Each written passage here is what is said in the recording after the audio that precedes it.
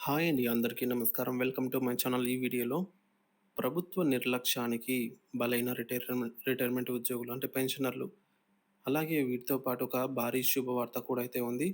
మరి ఏంటనే పూర్తి వివరాలు వీడియోలో తెలుసుకుందాము. వీడియోని ఎక్కడే కానీ స్కిప్ చేయకుండా ఎండ్ వరకు చూసేటప్పుడు ఇన్ఫర్మేషన్ పూర్తిగా అర్థమవుతుంది. అలాగే వీడియో చూస్తున్న ప్రతి ఒక్కరు వీడియోకి అయితే లైక్ చేయండి ఫ్రెండ్స్. ఈ వీడియోని తోటి రిటైర్డ్ ఉద్యోగ మిత్రులతో అయితే షేర్ చేయండి. కొత్తగా మన ఛానల్ చూస్తున్న వారు ఇంకా ఎవరైనా సబ్స్క్రైబ్ చేసుకున్నట్లయితే వెంటనే మన ఛానల్ అయితే సబ్స్క్రైబ్ చేసుకోండి. దీని ద్వారా నేను చేసే లేటెస్ట్ వీడియోస్ అన్నీ మీ వరకు రీచ్ అవుతాయి. ఇక ఆలస్యం చేయకుండా వివరాల్లోకి అయితే వెళ్ళిపోదాము. ఫ్రెండ్స్, ఇక విషయానికి వచ్చినట్లయితే ఆంధ్రప్రదేశ్లో ఉద్యోగ విరమణ చేసినటువంటి దాదాపు 8,000 మంది ప్రభుత్వ ఉద్యోగుల జీవితాలు వేదనాభరితంగా అయితే మారాయి. 3.5 దశాబ్దాల పాటు ప్రభుత్వానికి సేవ చేసి రిటైర్మెంట్ అయ్యాక లభించవలసినటువంటి ప్రయోజనాలు సకాలంలో అందకపోవడంతో వారు అప్పుల పాలై అనారోగ్యాలతో, కుటుంబ సమస్యలతో తీవ్ర ఇబ్బందులు పడుతూ ఉన్నారు. ఈ మేరకు కుటుంబ ఈ దుర్భర పరిస్థితులు వారి విశ్రాంత జీవితాన్ని శాపంగా అయితే మార్చాయి. ఇక్కడ మనము కొన్ని హృదయ విదారక గాథలు, అంటే ఏమి దీనివల్ల ఏమేమి జరిగిందనేది చూద్దాము.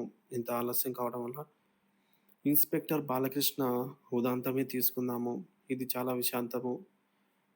పోలీస్ శాఖలో 32 ఏళ్లు దాదాపుగా పనిచేసి 2024 మేలో ఇన్స్పెక్టర్ హోదాలో ఉద్యోగ విరమణ చేసిన బాలకృష్ణకు దాదాపు 65 లక్షలకు పైగా పదవీ విరమణ ప్రయోజనాలు రావాల్సి అయితే ఉంది.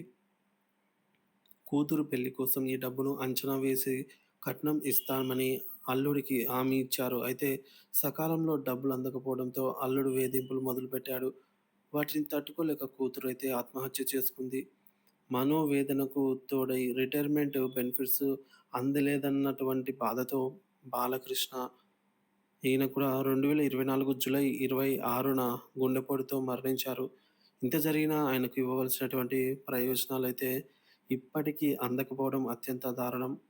ఇక మరొక ఉదంతం, క్యాన్సర్తో పోరాడుతున్నటువంటి వెంకటేషు రోడ్ల భవనాల శాఖలో 33 ఏళ్లు పనిచేసి ఎన్ఈఎస్ఏఈకి హోదాలో ఈ ఏడాది ఫిబ్రవరిలో, అంటే గత ఫిబ్రవరి నెలలో రిటైర్మెంట్ అయినటువంటి వెంకటేష్ ప్రస్తుతం అబ్డామిస్ క్యాన్సర్తో బాధపడుతున్నారు. ఇప్పటికే 30 లక్షలకు పైగా ఖర్చయితే అయ్యింది. ప్రభుత్వంచే రావాల్సినటువంటి 75 లక్షల పదవి విరమణ ప్రయోజనాలు అందక, అవి ఎప్పుడు అందుతాయో తెలియక చికిత్సకు ఒకవైపు తీవ్రంగా డబ్బులు ఖర్చయిపోవడము, ఆర్థిక ఇబ్బందులు, ఇవన్నీ ఒకదానికొకటి తోడై కనీసం తాను దాచుకున్న పీఎఫ్ డబ్బులు కూడా ఇప్పటివరకు రాలేదు అని చెప్పి ఆయన మీడియా ముఖంగా ఆవేదన వ్యక్తం చేస్తున్నారు. ఈ ఇద్దరి కథలే కాదు ఫ్రెండ్స్, రాష్ట్ర వ్యాప్తంగా వేలాది మంది విశ్రాంత ఉద్యోగుల దీన గాథలు ఇలాగే ఉన్నాయి ఆల్మోస్ట్. ఇకపోతే పిల్లల పెళ్ళిళ్ళు, ఉన్నత విద్య, ఆరోగ్యం, అలాగే చికిత్సలకు డబ్బులు లేక వారి కన్నీటి పర్యమితం అవుతున్నారు. పదవీ కాలంలో చేసిన అప్పులకు వడ్డీలైతే పెరిగిపోతూ ఉన్నాయి. ఇక పెండింగ్ అంకెలు మాట్లాడుతూ ఉన్నాయి.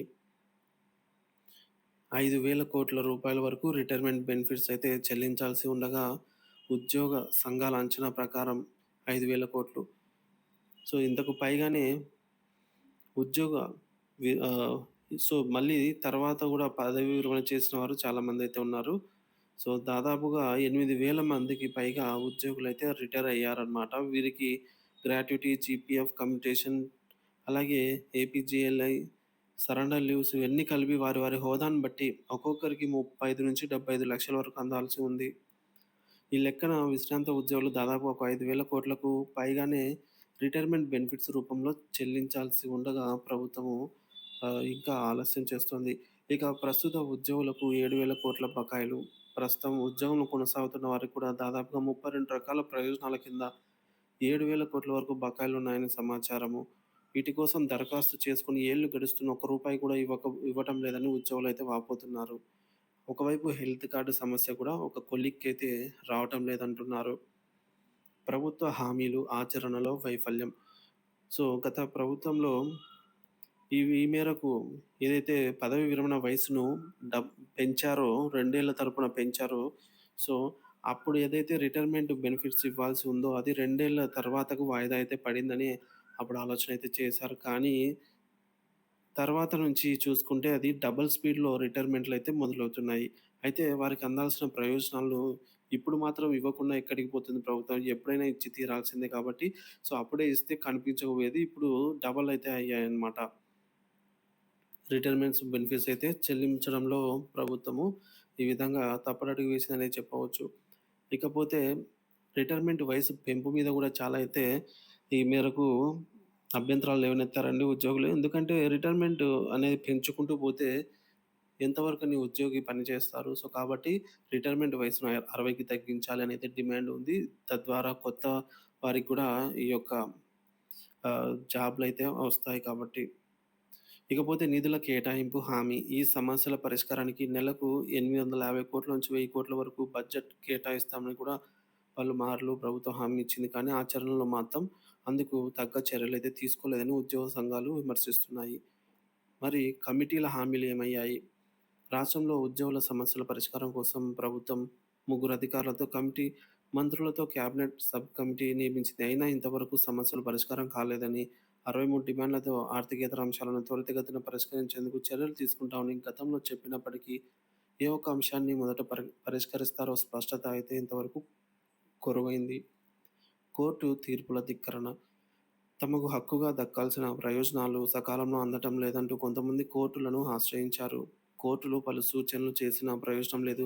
ఉదాహరణకు పోలీస్ శాఖలోనే 1000 మంది ఇన్స్‌పెక్టర్లలో ఈ మేరకు 432 మంది కోర్టును ఆశ్రయించగా 232 మందికి మాత్రమే ప్రయోజనాలందాయి. ప్రభుత్వం కోర్టు ఆదేశాలను అమలు చేయలేదని తెలుపుతూ మరో 14 మంది తిరిగి కోర్టుని ఆశ్రయించారు. కొన్ని భయంకరమైన పరిణామాలు. ఉద్యోగుల పదవీ విరమణ ప్రయోజనాలు అందకపోవడంతో అనారోగ్య సమస్యల కారణంగా సుమారుగా 14-15 మంది వరకు కూడా ఉద్యోగులు మరణించారని ఉద్యోగ సంఘాలే చెప్తున్నాయి. ఇది ప్రభుత్వ నిర్లక్ష్యానికి పరాకాష్ఠగా అయితే నిలుస్తోంది. ఇకపోతే పెన్షన్‌దారులకు కొత్త డిజిటల్ పరిష్కారం వాట్సాప్ ద్వారా ఫిర్యాదు. ఈ సమస్యలన్నిటి మధ్య పెన్షన్‌దారులకు ఒక శుభవార్త అందింది. ఇకపై పెన్షన్ సమస్యల పరిష్కారం కోసం ఒక వాట్సాప్ మెసేజ్ సరిపోతుందంటూ ఒక అప్డేట్ అయితే రావడం జరిగింది. సో, పెన్షన్‌దారులు లేదా కొత్తగా దరఖాస్తు చేసుకున్నవారు తమ సమస్యలను ఇక్కడ స్క్రీన్ పైన కనిపిస్తున్న ఈ యొక్క నంబర్‌కి కొత్తగా దరఖాస్తు చేసుకున్నవారు కూడా వాట్సాప్ ద్వారా సందేశం అయితే పంపించవచ్చు. Document upload. అవసరమైన డాక్యుమెంట్‌ని కూడా నేరుగా వాట్సాప్‌లోనే అప్‌లోడ్ చేసే సదుపాయం ఉంటుంది. దీనివల్ల పోర్టల్‌లోకి చేరిక. ఈ డాక్యుమెంట్‌లు ఆటోమేటిక్‌గా సోషల్ సెక్యూరిటీ పెన్షన్ పోర్టల్‌లోకైతే చేరతాయి. తద్వారా పరిష్కారం అనేది ఆ తర్వాత జిల్లా ప్రాజెక్ట్ డైరెక్టర్ తమ లాగిన్‌లో చూసి సమస్యనైతే పరిష్కరిస్తారు. స్టేటస్ అప్డేట్ కూడా ఈ మేరకు ఫిర్యాదు పరిష్కారమైన వెంటనే సంబంధిత నియంత్రణ పత్రాలు తిరిగి సిస్టమ్‌లో అప్‌లోడ్ చేస్తారు. అవి తిరిగి అభ్యర్థుల వాట్సాప్‌లోకి మెసేజ్ రూపంలో అయితే వస్తాయన్నమాట. సో, ఈ విధంగా పారదర్శకత మరియు వేగం కూడా దీనివల్ల ఉంటుంది కాబట్టి పెన్షన్‌దారులు తమ పెన్షన్ స్థితిని, పరిష్కార వివరాలను ఇంటి వద్ద నుంచే తమ మొబైల్ ఫోన్‌లో ఈ విధంగా చెక్ చేసుకోవచ్చు. ప్రభుత్వం ఈ వ్యవస్థపై నిరంతరం పర్యవేక్షిస్తుందయితే అధికారులు అన్ని ఫిర్యాదులను వేగంగా పరిష్కరించాలని ఆదేశించారనైతే తెలిపింది. మరి ఈ కొత్త డిజిటల్ సదుపాయం పారదర్శకత, వేగవంతమైన సేవలు ప్రజలకు సౌకర్యాన్ని కల్పిస్తుందని ప్రభుత్వం ఆశిస్తోంది. ముఖ్యంగా విశ్రాంత ఉద్యోగుల వయసు రీత్యా కార్యాలయాల చుట్టూ తిరగలేని వారు ఇంటి దగ్గర నుంచే తమ సమస్యలను పరిష్కరించుకోవడానికి ఇది ఎంతో ఉపయుక్తంగా ఉంటుంది. డిజిటల్ పరిష్కారం పెన్షన్దారులకు కొంత ఊరటనిచ్చినప్పటికీ వేల కోట్ల రూపాయల బకాయిల సమస్య, సకాలంలో ప్రయోజనాలు అందకపోవడం వంటివి ఇంకా పెద్ద సవాళ్లుగా అయితే నిలిచాయి. ప్రభుత్వం ఉద్యోగుల న్యాయబద్ధమైన డిమాండ్లను తక్షణమే పరిష్కరించి వారి కేవలం ఆర్థిక సమస్య మాత్రమే కాదు, మానవతా దృక్పథంతో చూడాల్సిన అత్యంత సున్నితమైన అంశం ఇది అనైతే చెప్పవచ్చు. సో, ఈ విధంగా విశ్రాంత జీవిత వేదనాభరితంగా మారుతోంది. ఉద్యోగుల కష్టాలు, బకాయిలు మరియు కొత్త డిజిటల్ పరిష్కారంతో ఈ విధంగా అయితే ముగిసింది.